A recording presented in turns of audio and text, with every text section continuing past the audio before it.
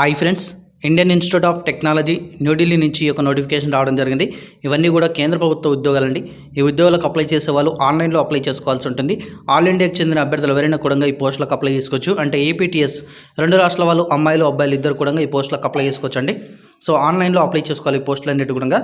So మనకు 5 రకాల పోస్టులు ఇవ్వడం జరిగింది. సీరియల్ నెంబర్ 1లో ఇచ్చినటువంటి పోస్టులు గ్రూప్ ఏ పోస్టులు ఇవి.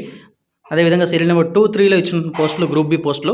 సో ఈ గ్రూప్ ఏ గ్రూప్ బి పోస్టులు వచ్చేసరికి మాస్టర్ డిగ్రీ అడుగుతున్నారు, అదేవిధంగా ఎక్స్పీరియన్స్ అడుగుతున్నారు.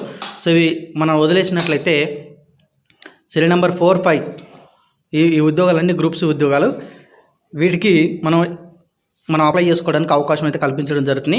అడ్మినిస్ట్రేషన్ విభాగంలో ఉన్న ఈ ఉద్యోగాలు నాన్ టెక్నికల్ ఉద్యోగాలు. జూనియర్ అసిస్టెంట్ అకౌంట్స్ విభాగంలో ఉన్నటువంటి పోస్టులు ఇవి.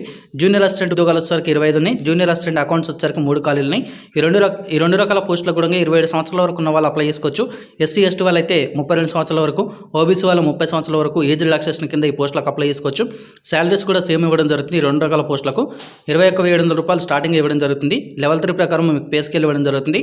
మీకు అలవెన్స్లు కూడా కల్పిస్తారు కాబట్టి 25,000 వరకు శాలరీ మీకు వచ్చే అవకాశం ఉంది ఫ్రెండ్స్. జూనియర్ అసిస్టెంట్ వచ్చేసరికి ఏదైనా బ్యాచిలర్ డిగ్రీ 50% మార్కులతో పాస్ అయిన వారు అప్లై చేసుకోవచ్చు. వీళ్ళకి MS Word, Excel, PowerPoint మీద నైపుణ్యం ఉండాలని అడుగుతున్నారు. సో డిజైరబుల్గా ఎక్స్పీరియన్స్ అడిగారు, ఎసెన్షియల్గా అడగలేదు మనకు.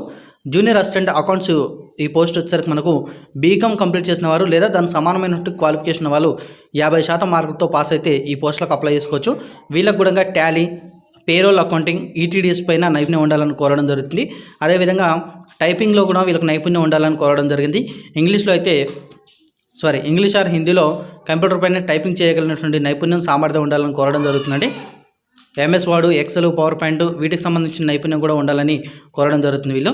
సో ఈ పోస్టులకు అయితే వివరాలు ఈ విధంగా ఇచ్చారు. ఏదైనా డిగ్రీ ఉన్న వాళ్ళు జూనియర్ అసిస్టెంట్కు అప్లై చేసుకోవచ్చు. అదేవిధంగా జూనియర్ అసిస్టెంట్ అకౌంట్స్ వచ్చేసరికి బీకామ్ లేదా దాని సమానమైనటువంటి క్వాలిఫికేషన్ వాళ్ళు ఈ పోస్టులకు అప్లై చేసుకోవచ్చు. 50% మార్కులతో పాస్ అయి ఉండాలి డిగ్రీ అనేది.